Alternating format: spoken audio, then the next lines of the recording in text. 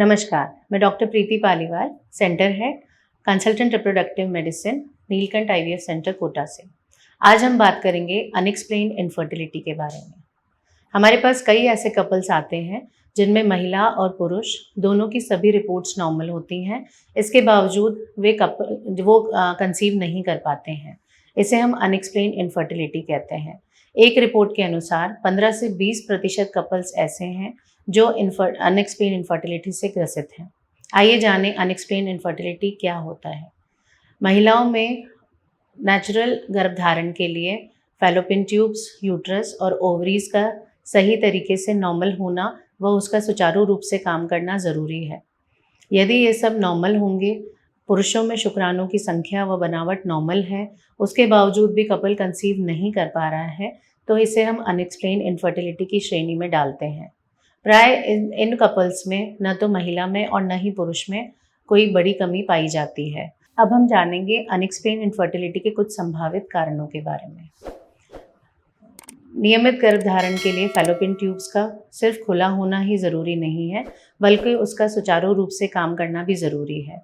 कई महिलाओं में फैलोपियन ट्यूब्स खुली होने के बावजूद भी अंडा फैलोपियन ट्यूब से होते हुए गर्भाशय में नहीं पहुंच पाता है, जो उसकी मोटिलिटी की प्रॉब्लम हो सकती है या फिर बनावट में कोई और प्रॉब्लम भी हो सकती है।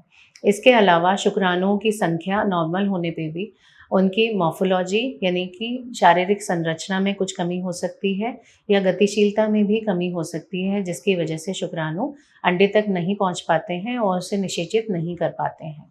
इसके अलावा गर्भाशय का मुंह यानी कि सर्विक्स, इसमें कोई गति अवरोध होने की वजह से भी शुक्राणु गर्भाशय में नहीं पहुंच पाते हैं। जिन महिलाओं में पीसीओएस की समस्या है, उनके अंडों में जो बाहरी खोल होता है वो मोटा होता है, जिसकी वजह से शुक्राणु उन्हें फर्टिलाइज नहीं कर पाते हैं।